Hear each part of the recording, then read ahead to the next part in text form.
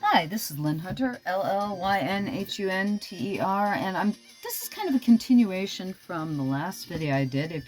If you were not here before, I will have a link down in the information where it says more. Just hit the more. There's all kinds of more on my more. I always put materials down there and information where you can find my stuff online and joining my Patreon and all that stuff. Which I should say, if you could like this video and subscribe, that would be fantastic. I try to put one out each week. I'm not great about doing it all the time, but for the most part, I put out a new video out each week that is something about drawing or animation or painting. Always something fun and interesting. I always throw some silly story in my stuff just because I do a lot of work, and I have I have a wide variety of interesting stories to talk about. We're doing a let's see, we're doing a werewolf this time. I wanted to have him. Let's see here. As I'm looking at my my inserted image. Let's see here. There we go. Okay, this is some of the reference material that I'm using. I don't want to turn my iPad too much because of the tilt. What I do is I take photographs from the internet and I will put them in my Procreate, in one of my Procreate files, to use as reference. And a lot of times it's just for me to look at as a background piece, because I've drawn enough animals where I know what I want, but it's always good to have some extra information. This one's going to be a little bit tough. I want to do a werewolf. This is for a friend of mine. This is a commission piece. For sketches like this, I charge 20 bucks because this is probably not going to take me more than 20 minutes to actually do. My standard rate's about 50 bucks an hour. As a storyboard artist, that's what I get as a storyboard artist. Now, what I'm doing right now is I'm doing a rough pencil underline. I have an idea in my head what I want for the pose. And oddly enough, I was looking for a pose for this, for the human portion of the body, within my own like on reference online and what have you. I wanted crouching down. I had the image in my head for what I wanted for this. And hang on a second here.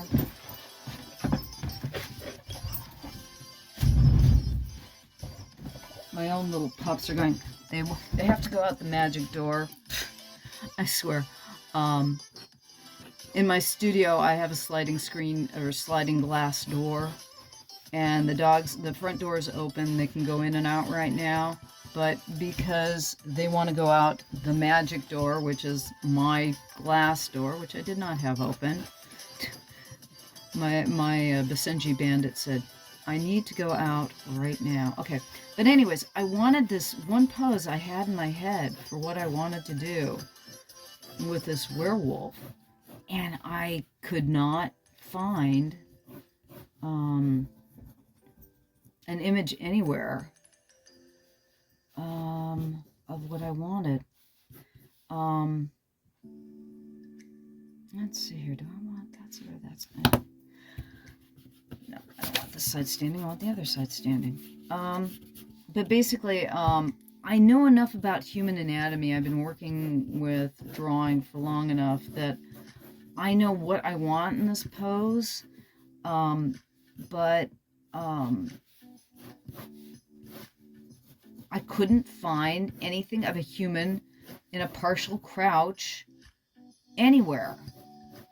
And so I'm gonna basically be working this out myself. So it's like, as I'm working it out myself, it may not come out the way I there we go. That's actually what I want right there. So, I want him to be crouched with one knee on the ground, one knee up, one hand and one hand down. And, you know, it's like a kind of a pose that I had in my head, but I'm looking everywhere for a human that would be in somewhat of this pose. Nowhere. Couldn't find anything. And sometimes that's just the way things are when you're trying to reference up. I just want to make sure this is on screen. So, this is basically mostly out of my head. This comes from years and years of figure drawing and animation and putting things in the right place. So it's like, okay, I've got an idea of, okay, I want the hips here, the knees here, his leg, calves here, putting the foot down there. Probably should be a little bit bigger. So I'm going to extend that up there, calf, butt. On the other side, his knee is going to be placed about the same size down here, calf there, leg going back in space, his chest is here, hip, actually the butt's probably going to be about there. I'm thinking in terms of, we've got, it's a wolf combined with a human, and I'm thinking about getting the right proportions in here. And his shoulders are a little bit narrow. I'll probably bring his shoulder a bit out here. I'm making this one too big. So this is why I always bring up my Kneaded eraser, primarily because this is basically it's a piece of rubber that you can pull apart and put together and pull apart and put together. In the Renaissance, they used to use bread dough, was what they used for erasers. And they would use charcoal, or they'd also use silver point in their roughs. And then they would use bread dough. You know, they'd do the rough sketch, and then they'd use bread dough to pull it up. And so the Kneaded eraser is more or less our equivalent to bread dough. You know, latex is a little bit more forgiving to paper than bread dough is. Okay, so you can see I've got, you know, here's his leg, and there's the knee, calf, foot.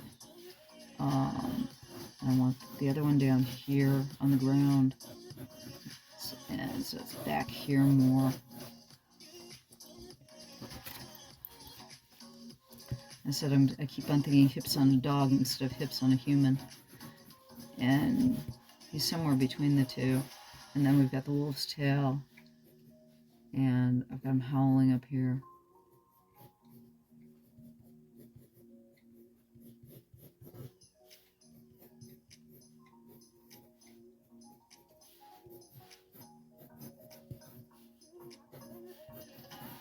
And then I want to have the other hand down here.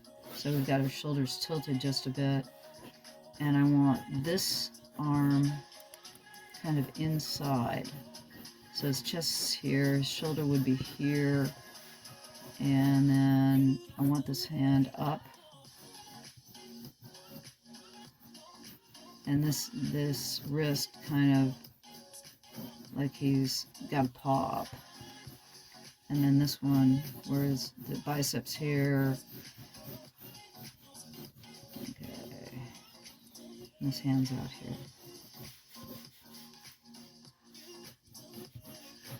And let's see. Put his toes down here. So I'm just feeling this all out in my mind while I'm doing this. So this is a little bit tougher pose when you don't have any reference material to look at. You're feeling out the forms more. You're feeling out the placement for where do I put everything.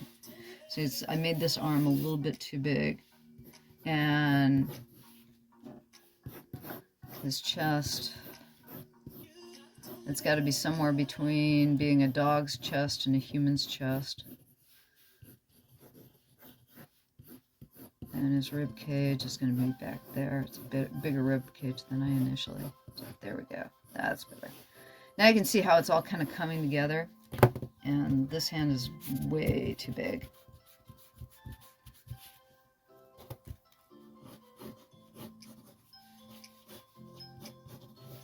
And if we make him like he's on top of a hill, and maybe put some hill or something in the background. And of course, it's going to be a full moon. And I think I'm going to make more jagged type clouds in the background, kind of like that. So that's basically our rough underdrawing. And again, this particular piece, this is a commission that I'm doing. So this is going to be like 20 bucks for this thing. And like I said, it's going to take me about, 20-30 minutes to do. And I was talking last time about being a professional artist and how things are getting rougher all the time out there if you're trying to be a commercial artist. And that I've been working in animation for 20 years, or 20 years, God, excuse me, my apologies, actually 33 years. Yeah, as of this year, 33 years in animation. And how I have switched back and forth and been partially in animation and in illustration, and how over the years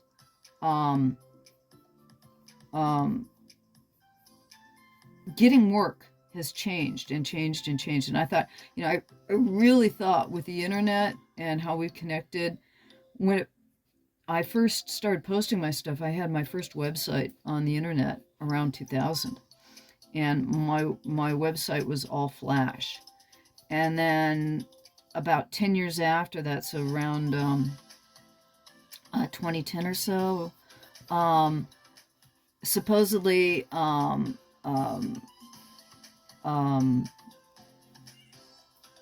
Flash was not a safe program for internet sites, and nobody would use it anymore. So it's like one of the great things about Flash was that you didn't have to have code. Not only could you animate in the program, which was fun and amazing, and I did a whole bunch of, I used to do lots of e-cards. I would send out e-cards to everybody for all the holidays in animation. And if you go to my, you're on my YouTube site, but if you go to my YouTube site, you can find most of the animations that I did a long time ago that I used to do for the holidays. I still do them occasionally. I'll probably do one for, I'm going to try to do one for Halloween, and I'll do one for Christmas this year. So if you keep an eye on the site, I'll have those up in a couple of weeks for Halloween, and I occasionally try to do Thanksgiving, and usually try to do Christmas. Or solstice in my case. But anyways, sometime around 2010, it got to be a lot harder to put your stuff up and a lot easier to put your stuff up, depending on what you're doing. I don't do code. I don't like doing code. It's there are easier ways to do it nowadays. I mean, you can cut and paste code. I understand it. It's just time consuming, and if I'm going to consume my time, I want to be spending it drawing. I don't want to be doing a lot of coding on the computer. And when they switched over from not being able to use Flash, and I'd have to have somebody code my work, and then we finally have websites like Squarespace and Weebly, and I'm trying to think, Wix, yeah, Wix is another one, that you don't have to no code. It's just basically drag and drop types of websites. The only problem with those is that when you put all your energy and effort into your website has to stay on their platform. And I had a website that was on, at the time it was on Yahoo, and Yahoo has turned into a piece of you-know-what too. So things keep changing. The biggest problem, short story long, as I always say, because I will tell a story that is longer than heck. If you're a professional artist today, you've got to be ready to change and constantly adapt and constantly be able to do something else. You've got to be able to do 3D animation. You've got to be able to do character design. You got to do storytelling. You've got to be able to do everything in order to make a living these days. And it's going to keep changing with artificial intelligence and that type of imaging. I mean, a lot of the places that used to use this. I mean, people who would write their own books and they'd hire you to do an illustration for their cover. Well, why do they want to hire you to do an illustration for their cover when they can just prompt it into a good text to graphics program nowadays, and you don't even, your writer, you don't need to use an illustrator anymore. I mean, we're expensive. I mean, for me, for the minimum for a book cover is going to be, $500, $300 to $500 for something like that. That's the minimum, and that's a lot of money for anybody who's, basically making a hobby out of writing when they can't even find a publisher to publish their work. I mean, it's really weird. As the computer has made printing more accessible and creating artwork more accessible and being able to get our work out there for everybody to see so much easier, it's also made it harder. We have to compete with everybody in the world now. You have to compete with everybody from Taiwan to Brazil now these days. I mean, they're amazing artists in India and all over the world, where they have a much lower rate of income. I mean, we have to ask for our stuff in dollars, and we have to pay for our stuff in dollars. They get to ask for their stuff in dollars, and they get to pay probably, in Hong Kong dollars or Korean won, or I'm trying to think what the various the amounts of money that they pay in their countries. And it's why Fiverr is actually one of the worst things to happen to any American artist, because let's face it, like I said, we have rent to pay, and we have food bills, and a person who's living in China or Taiwan or Korea can do things for a lot less, and the money goes a lot further. And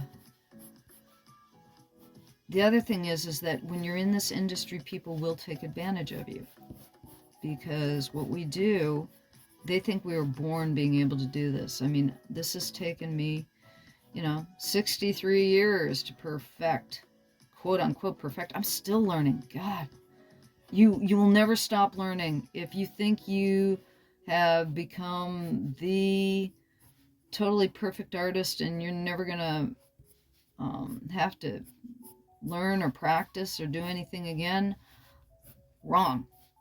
The number of people out there who have got that kind of talent are very, very rare. And most of us have to draw our brains out to even get close to where we want to be.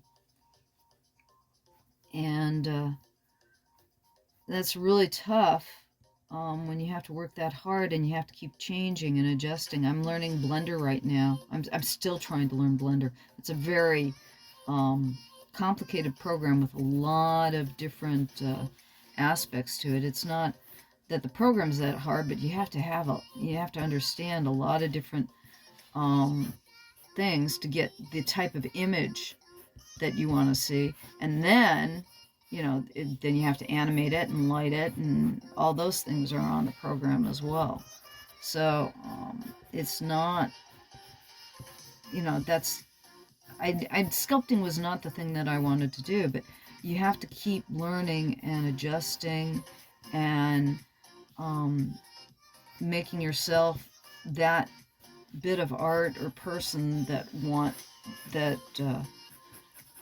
they want out there in talent land. And on top of that, in my profession, when I'm a storyboard artist, right?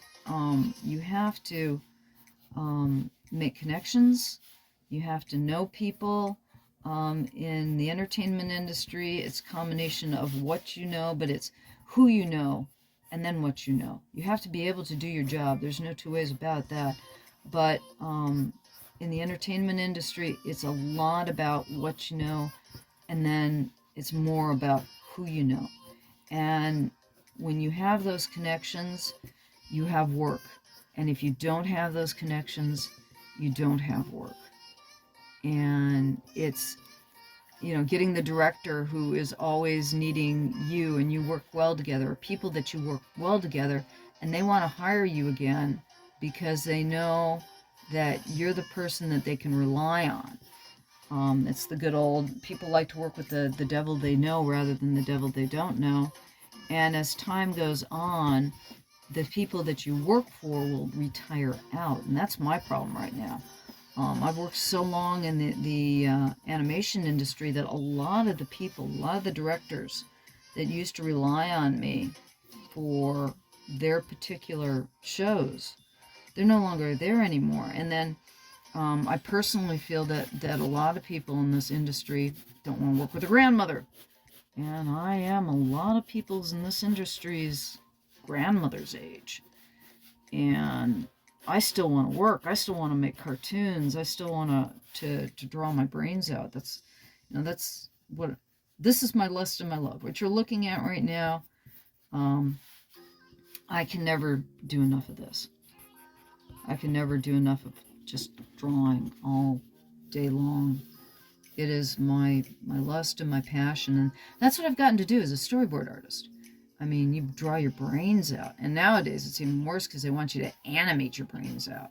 Used to be when I was a storyboard artist, you know, 10, 15 years ago, we were really just doing blueprints for cartoons. That's what a storyboard artist does, is the blueprints for cartoons, or the blueprints for movies. You know, we do the plan for the cameraman to set up and follow, or the animator to set up and follow.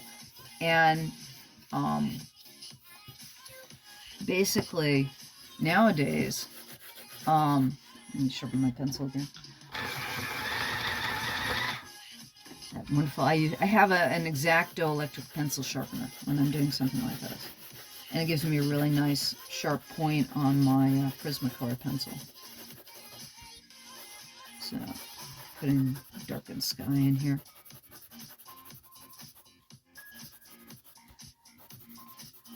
But anyway, so, you know, again, nobody wants to work with their grandmother. Nobody knows who I am.